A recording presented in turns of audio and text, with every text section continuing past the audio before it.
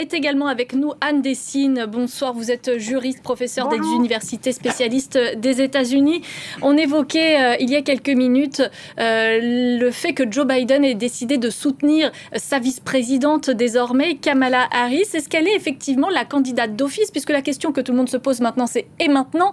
Quelle est la suite maintenant que Joe Biden n'est plus candidat à la présidentielle? Est-ce que Kamala Harris, d'un point de vue juridique notamment, est-ce que c'est automatique qu'elle soit la nouvelle candidate des démocrates?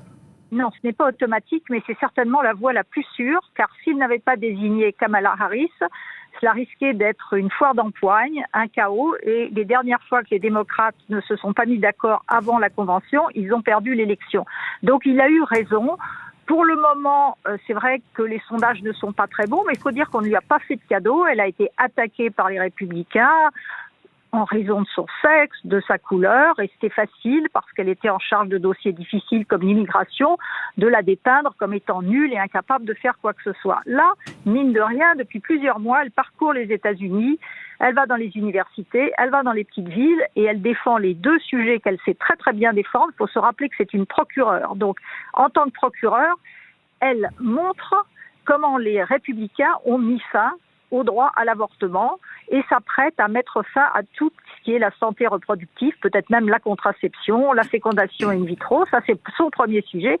Et deuxième sujet, elle montre comment, avec le projet 2025 de la Fondation Heritage, Trump, s'il est réélu, va mettre fin à la démocratie aux États-Unis, va créer une présidence impériale, le président pourra tout faire, et avec la décision de la Cour suprême disant que un ancien président, grosso modo, jouit de l'immunité pour pratiquement tout, il n'a plus aucun frein.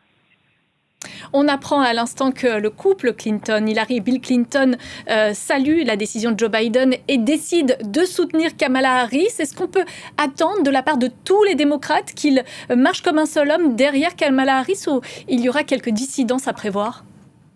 Il y aura peut-être des dissidents, mais je crois que les démocrates ont tellement eu peur pendant les 3 semaines qui se sont passées, parce que pendant ce temps-là, Trump avait un alignement des planètes, la décision de la Cour suprême, la tentative d'assassinat, une convention républicaine qui s'est très bien passée.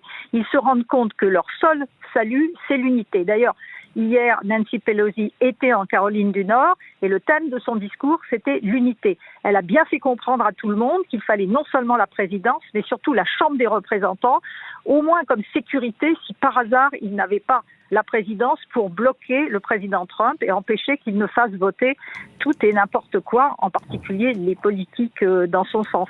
Donc le message, c'est l'unité. On peut penser que tout le monde va se ranger derrière elle et je pense que on aura des bonnes surprises parce c'est quand même une femme extrêmement brillante à qui on n'a pas fait de cadeau et en 3 ans et demi, elle a appris beaucoup de choses. Donc elle est meilleure que quand il y a 4 ans, elle faisait candidat pour son nom propre et c'est vrai qu'elle avait explosé en vol très très rapidement.